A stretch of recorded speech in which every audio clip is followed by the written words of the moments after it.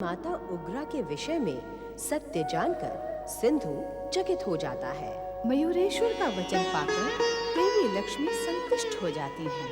उधर नारद का परामर्श मानकर सिंधु के बंदी गृह में देवता श्री महागणेश की आराधना कर रहे हैं। ओम महागणेशाय नमः। ओम महागणेशाय नमः। ओम महागणेशाय नमः। ओम महागणेशाय नमः। ओम महागणेशाय नमः। ओम महागणेशाय नमः। ओम महागणेशाय नमः। ओम महागणेशाय नमः। ओम परम देवाय नमः।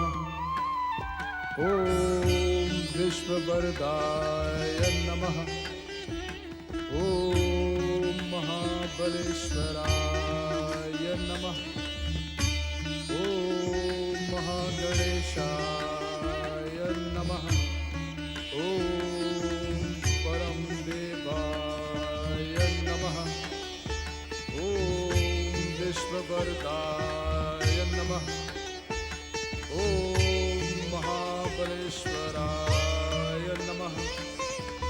ओम महागणेशाय नमः। ओम विश्ववरदाय नमः। ओम परम देवाय नमः। विश्व सम्राट दैत्यराज सिंधु, दैत्य महारानी वर्णाक्षी की। विश्व सम्राट दैत्यराज सिंधु, दैत्य महारानी वर्णाक्षी की। अमर वरदानी विश्व सम्राट सिंधु की जय हो। कारागर प्रमुख विरोचन, क्या समाचार लेकर राजसभा में उपस्थित हुए हो? बंदी देवताओं ने हमारा दिया हुआ भोजन स्वीकार नहीं किया दैत्यराज।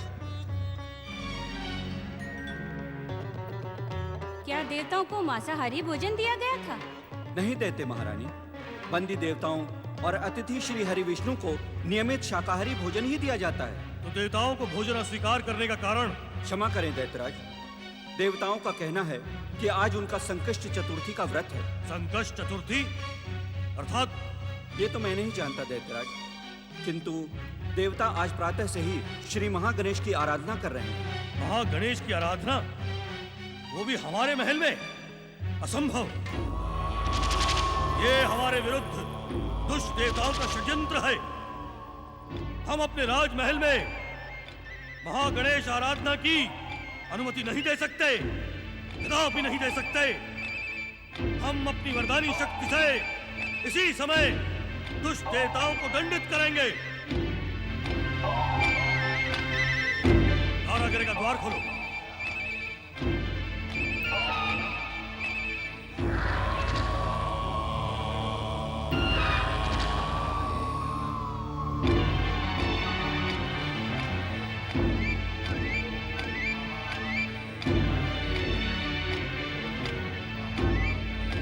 कारागृह प्रमुख विरोचन, ये बंदी देवता कहाँ भाग गए? क्षमा करें दैत्य सम्राट, बंदी देवताओं का स्वर हमें स्पष्ट सुनाई पड़ रहा है। जब मेरे अम्रास्त्र से इन दुष्ट देवताओं की दिव्य शक्तियां नष्ट हो गई थीं, फिर वे अदृश्य कैसे हो गए? क्या इन दुष्ट देवताओं से भेंट करने कोई देव गुप्तचर आया था? नहीं दैत्यराज, इतनी कड़ी सुरक्षा में देव गुप्तचर तो क्या पंछी भी पर नहीं मार सकता। तुम्हारी सुरक्षा में कोई भूल अवश्य ही हुई है विरोचन, अन्यथा ये शक्तिहीन देवता अदृश्य नहीं हो सकते थे। भूल का तो प्रश्न ही नहीं उठता दैत्य सम्राट। हमें उत्तर देने की भूल ना करो दुष्ट विरोचन। अपनी वरदानी शक्ति से हम इन दुष्ट देवताओं को दंडित अवश्य करेंगे, परंतु उससे पहले तुम हमारे क्रोध का निवाला बनोगे।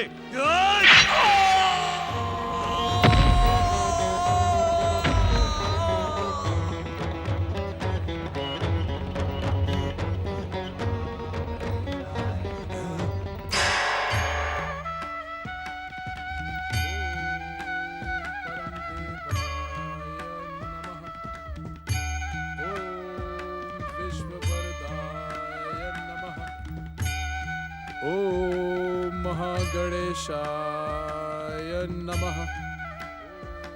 परम देवाय नमः। परमदेव श्री महागणेश की आराधना के स्वर सुनकर ऐसा प्रतीत होता है स्वामी कि अब संसार को दैत्यों के अत्याचारों से मुक्ति मिलेगी। मिलेगी तो अवश्य देवी, परंतु तुम्हारे पुत्र मयूरेश्वर की इच्छा के पश्चात ही। माताश्री, पिताश्री, परमदेव श्री महागणेश की आराधना का प्रभाव होने में कुछ समय तो लगेगा ही ना? कुछ समय तो अवश्य लगेगा वत्स, परंतु वो समय अधिक दूर हो ऐसा तो प्रतीत नहीं होता। आप इतनी रहस्यमय भाषा क्यों बोल रहे हैं स्वामी? स्पष्ट कहें, मयूरेश्वर को क्या करना होगा? माताश्री, मुझे पिताश्री के संकेत का ज्ञान है, परंतु समय अभी दूर है, उसे समीप आने दीजिए, फिर मैं एक क्षण का भी विलंब नहीं करूंगा।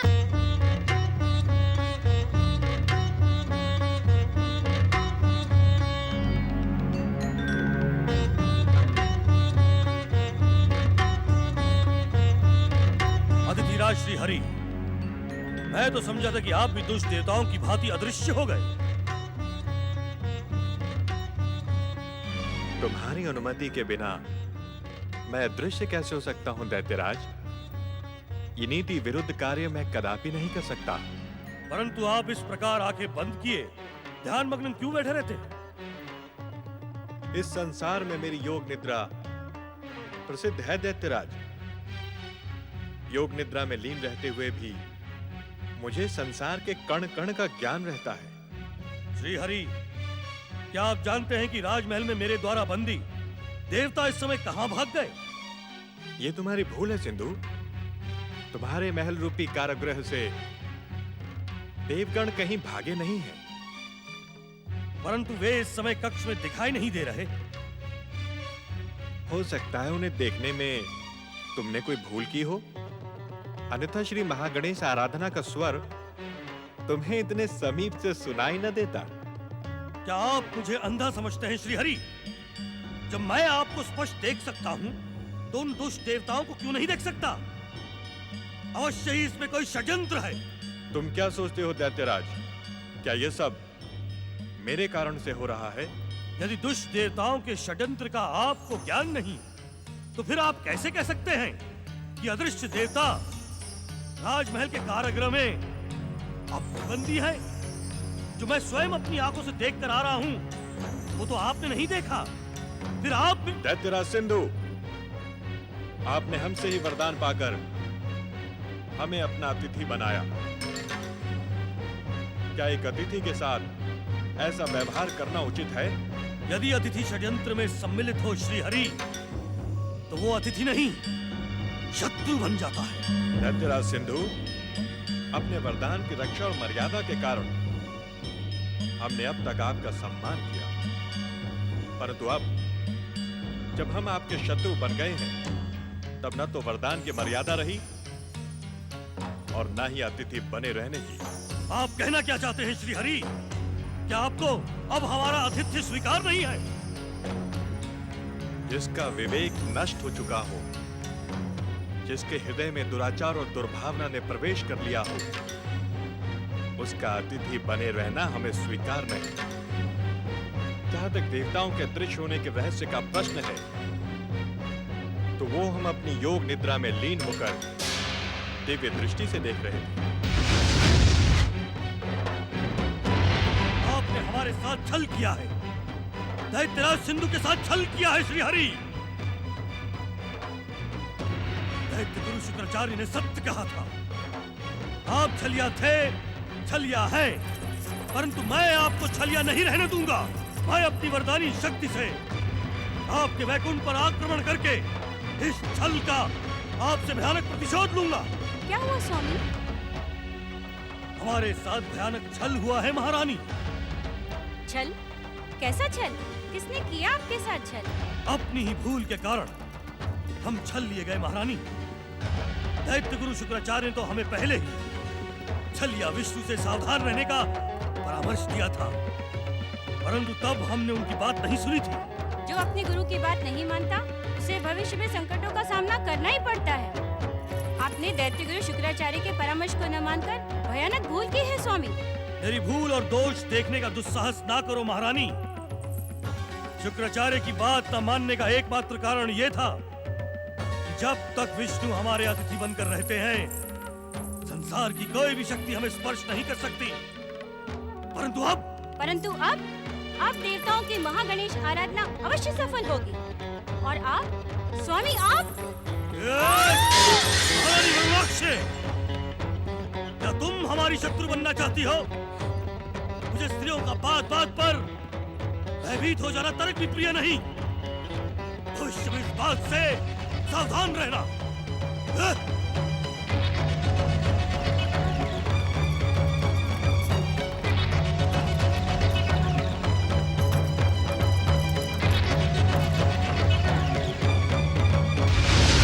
गौरीपुत्र श्री गणेश ने कहा था कि स्वामी को कोई कष्ट नहीं पहुंचेगा।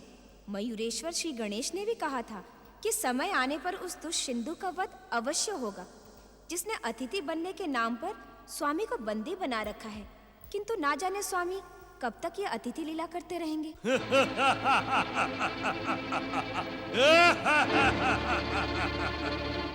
अब तुम्हारे स्वामी हमारी अतिथि लीला छोड़कर महल से अदृश्य हो गए हैं। देवी लक्ष्मी, उन्होंने हमारे साथ भयंकर छल किया है, देवताओं को हमारे विरुद्ध षड्यंत्र के लिए उकसाया है। अब मैं उसके साथ वैकुंठ लोक का भी सर्वनाश कर दूंगा। सावधान सिंधु, ये वैकुंठ लोक का पावन क्षेत्र है, यहाँ से चला जा, अन्यथा तू अधिक समय तक जीवित नहीं रहेगा। तुम क्यों भयभीत होती हो सुंदरी? अब मैं तुम्हारे सामने ही वैकुंठ लोक का सर्वनाश करूंगा। तुम्हें अपने साथ ले जाऊंगा, अपनी रानी बनाऊंगा। देखो मेरी अमर वरदानी शक्ति को, अमरास प्रकट हो।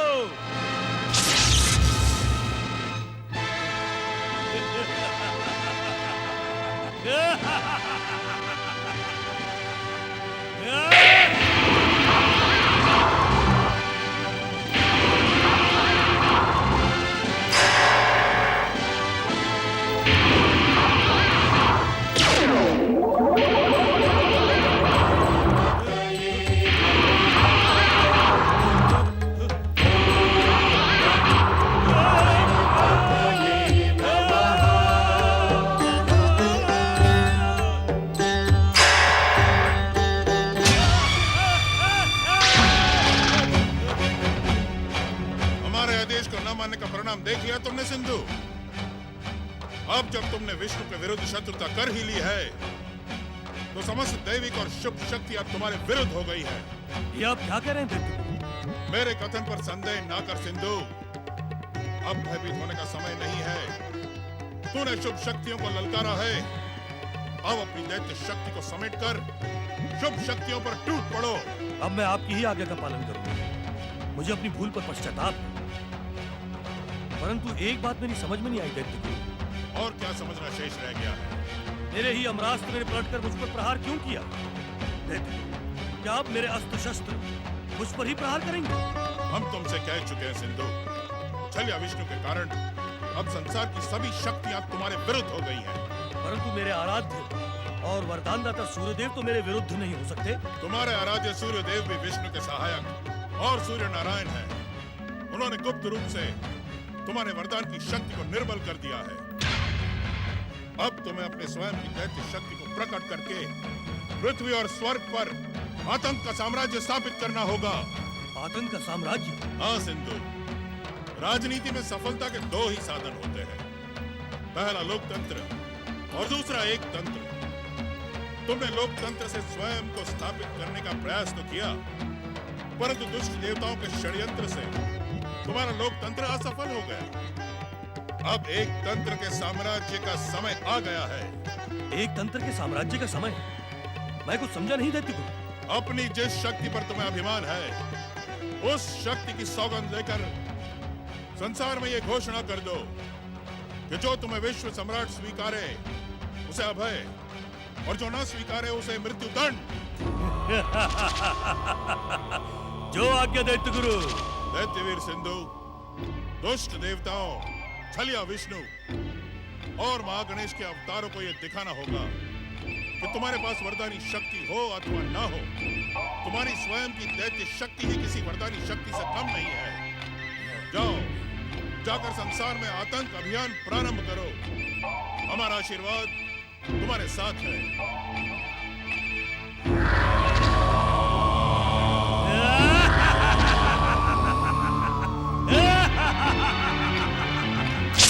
प्रभु, ये कैसी लीला है? सिंधु महल से अदृश्य हुए आपको एक लंबा समय बीत चुका है, परंतु आप अब तक मेरे समीप नहीं आए। महादेव ने कहा था कि उचित समय पर आप मेरे समीप आ जाएंगे। प्रकट हो प्रभु, अपने दर्शन दे श्रीहरि। विष्णु प्रिया देवी लक्ष्मी, क्या आपको हमारे यहाँ प्रकट होने की आशा न थी? देवी लक्ष्मी, हमारे बैकुंठ की रक्षा के लिए गौरी पुत्र श्री गणेश ने प्रकट होकर दुष्ट सिंधु के अमरास्त्र को लौटा दिया, किंतु तुम इससे यह न समझ लेना कि अब हमारा बैकुंठ सुरक्षित हो गया। तो क्या दुष्ट सिंधु पुनः बैकुंठ पर आक्रमण करेगा? सिंधु बैकुंठ पर आक्रमण करे अथवा न करे, हमें उसके विरुद्ध एक नए युद्ध का शंखनाद अवश्य करना है। नए युद्ध का शंखनाद?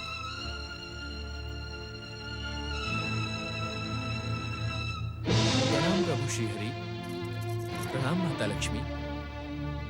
सूर्यदेव, एक दुष्ट दैत्य को वरदान देने का परिणाम आप देख ही रहे हैं। मैं नियंता के बनाए विधान के कारण दुष्ट सिंधु को वरदान देने के लिए विवश था श्रीहरि। मैं विवश था। अब आपकी विवशता समाप्त हो चुकी है सूर्यदेव। संसार का एक विधान यह भी है कि जो दुष्ट शुभ शक्तियों के विरुद्ध दुष्टता करेगा, उसे सभी शुभ शक्तियां मिलकर दंडित करेंगी। अवश्य प्रभु, मैं उस विधान से परिचित हूँ और उसी विधान के कारण इस समय आपकी सेवा में उपस्थित हुआ हूँ। कहें मेरे लिए क्या आज्ञा है प्रभु? सूर्यदेव, अब उस दुष्ट दैत्य सिंधु के अत्याचार अपनी चरम सीमा पर पहुंच चुके हैं। शुक्राचार्य के परामर्श से वह आतंक का साम्राज्य स्थापित करने के लिए संसार पर अत्याचार करने जा रहा है। अब हम सभी शक्तियों को मयूरेश्वर श्री गणेश का सहयोग करना होगा। अवश्य प्रभु, परंतु मयूरेश्वर को सहयोग देने से पहले मैं आपसे एक निवेदन करना चाहता हूँ। अवश्य प्रभु, त्रिदेव, त्रिदेवियां और संसार की समस्त शुभ शक्तियों को दुष्ट आत्माओं को वरदान देने से पहले इस बात पर विचार करने का विधान बनाया जाना चाहिए कि दुष्ट आत्माएं उनके वरदान का दुरुपयोग न करें। आज की घटना को प्रत्यक्ष देखकर मैं आपसे सहमत हूँ सूर्यदेव।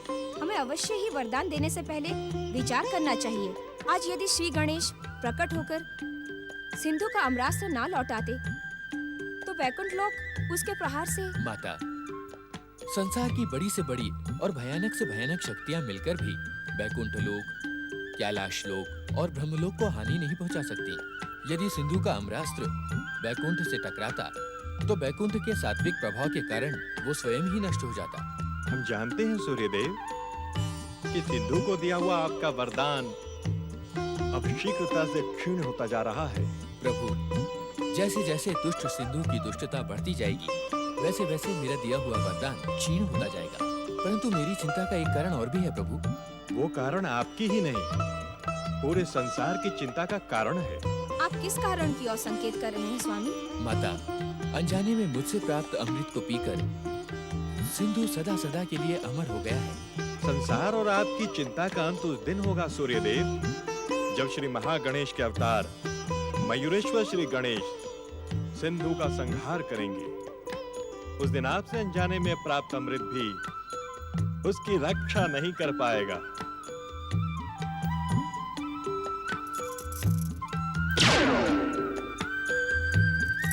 देवी लक्ष्मी, अब संसार को सिंधु के अंत का साक्षी बनना है। आइए हम दोनों विशेष सैया पर विराजमान होकर सिंधु के दुष्टता का अंत देखें। अवश्य स्वामी। वरदानी दैत्यराज सिंधु की दैत्य शक्तियां जागृत हो, दैत्य सेना प्रकट हो। उग्रपुत्र, वरदानी सिंधु दैत्य की वरदानी शक्तियां प्रकट हो, दैत्य सेना प्रकट हो। विश्व सम्राट अमर वरदानी दैत्यराज सिंधु की। दैत्य गुरु शुक्राचार्य, आपने सत्य कहा था। हमारी वरदानी और दिव्य दैत्य शक्तियां भले ही क्षीण हो गई हों, परंतु वो नष्ट नहीं हुई है। दैत्य गुरु, अब हम अपनी इसी दानवी शक्ति से महागणेश की सृष्टि में आतंक मचा देंगे। स्वर्ग, पृथ्वी, ब्रह्मलोक, वैकुंठ लोक और कैलाश लोक, कोई भी दैव स्थान हमारे घातक प्रहारों से सुरक्षित नहीं बचेगा। विश्व सम्राट अमर वरदानी दैत्यराज सिंधु की दैत्य वीरों, सारे संसार में आतंक मचा दो। ब्रह्मा, विष्णु, महेश और महागणेश के भक्तों को विवश कर दो कि वो दैत्यराज सिंधु को सर्वशक्तिमान माने। चारों ओर रक्त की नदियां बहा दो। कहीं से भी भक्ति, पूजा और आराधना का स्वर ना सुनाई पड़े। अमर वरदानी दैत्यराज सिंधु की जाओ दैत्य वीरों, जाकर संसार पर अपनी दानवी शक्ति का ऐसा प्रहार करो कि शुभ शक्तियों का हृदय कांप उठे। निरीह मनुष्यों पर इतना अत्याचार करो कि शुभ शक्तियां छुप जाने पर विवश हो जाए। जाओ। विश्व सम्राट अमर वरदानी दैत्यराज सिंधु की Yeah!